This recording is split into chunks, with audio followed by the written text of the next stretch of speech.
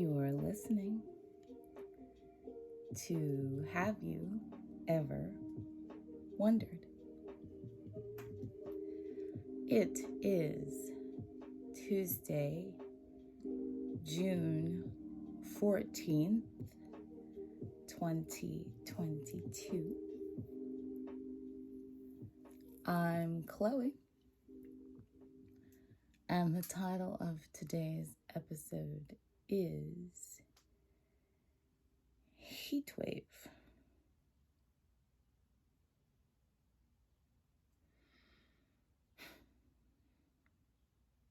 I was just going to talk about the heat wave today. I thought that was the story.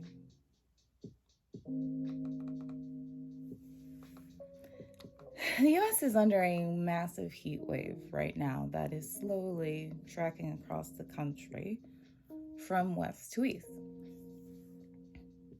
It assaulted the west over the weekend. It's currently roasting the middle and also headed east over the next day or so. Now, I have lived in the northeastern portion of the United States for most of my life, which tends to be an area of the country that misses a lot of the worst weather that some of the other areas see. No wildfires, no earthquakes, almost no hurricanes and tornadoes, the occasional blizzard or nor'easter, but even then, way less snow accumulation than states that are farther north, like in New England or the Great Lakes region. Not to mention all 4 seasons, which some people like. I don't like it, but some people like it. Give me summer all year long, I say. And thanks to climate change, it looks like I'm about to get my wish. Although, I could have just moved to a warmer area, which I'm already planning to do. And then we could have avoided all the global destruction. I'd rather do it that way.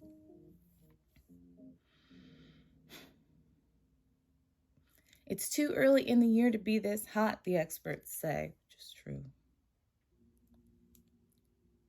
We haven't reached the summer solstice yet, so the days are very long, which leaves more time for it to be too hot all day, the experts say.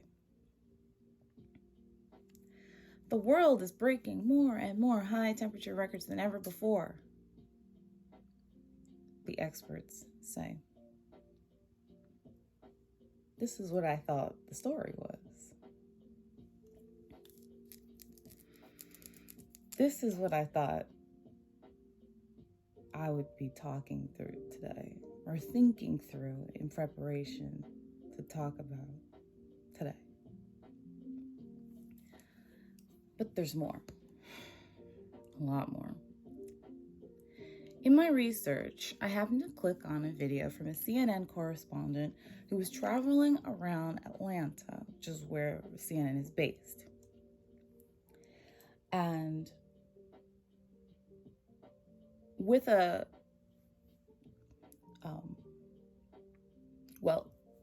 they were using multiple instruments, but essentially what they were doing was measuring temperatures from various neighborhoods that are geographically close to one another, and yet deserts apart when it comes to the way that they are being cared for, especially in regards to the heat. Please listen. This park sits in a predominantly white, upper middle class neighborhood, and the surface temperatures are hovering around a comfortable 80 degrees or so. But in this park, just 6 miles away in a historically red-line neighborhood that serves people of color, we are registering surface temperatures of over 150 degrees Fahrenheit. Urban areas are surrounded by pavement and concrete, which retains more heat than nearby shaded, often affluent communities. This is a prime example of the urban heat island effect, which disproportionately impacts people of color. You can feel it. According to the National Oceanic and Atmospheric Administration, neighborhoods within the same city can be up to a 20-degree difference. This is the story. That yet again, after centuries of mistreatment and oppression, that is still ongoing. Even as we, as a species, usher in our own increasingly life-threatening living conditions, it's still the BIPOC community that ultimately pays a higher price in every way.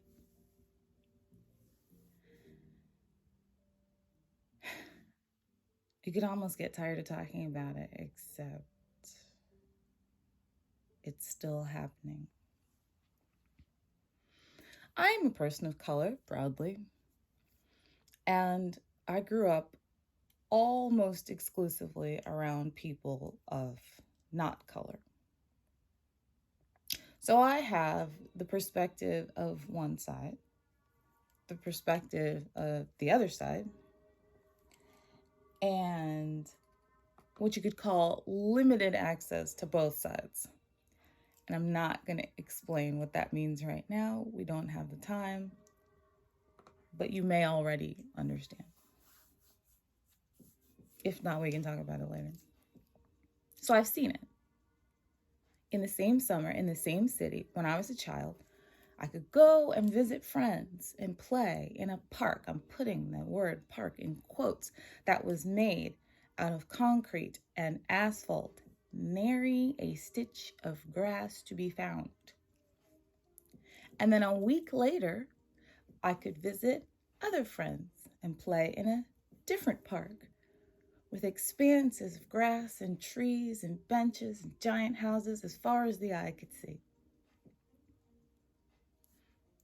I've gone down the 100-degree Fahrenheit sliding board because there's not a single tree in the entire neighborhood. And I've gone to swimming party sleepovers at private homes, going in and out of the pool 7 or 8 times in less than 24 hours. The point of that being that some people are so affluent that they don't even need to use their public park because there's so much to do on their own property. What the man says is true. I've seen both sides. I've lived both sides. I've been both sides. And they're still there. I'm not a child anymore, but nothing has changed. So now this week, years later, as the earth gets hotter and a clear lid sits on top of the United States while the sun microwaves it, the little BIPOC children will pay more of the price. The BIPOC senior citizens will be more precarious, and all the people who live in those areas around the country, let's not even start on globally, will be at a greater risk.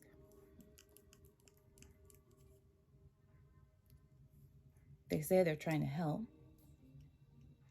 these experts, politicians, scientists, what have you. And maybe they are.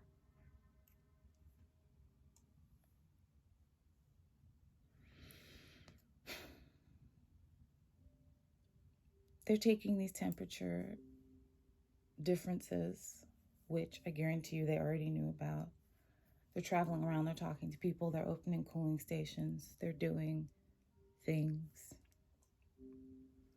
But how many lives are temperature readings going to save this week?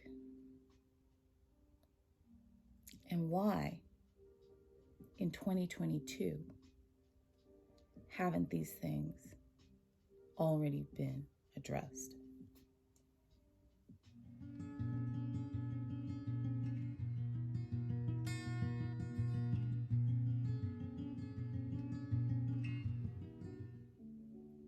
Cooling it off a little.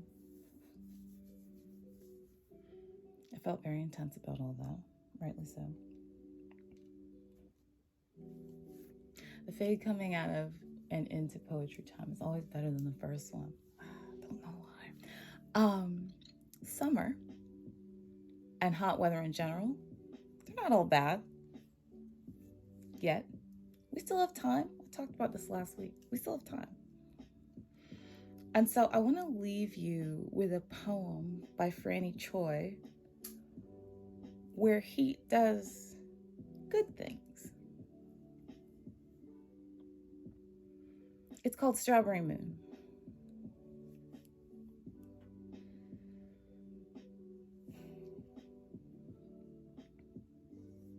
The house was filled with the smell of it.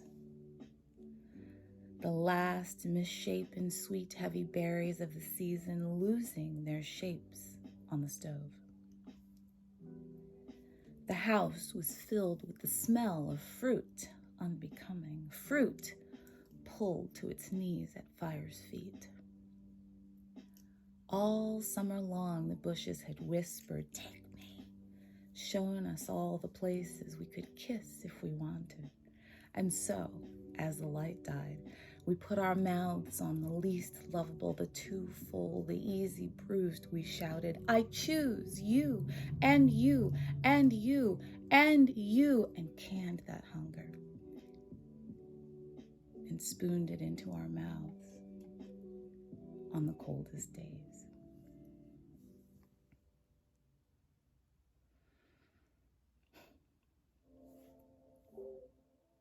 Thanks again for being here.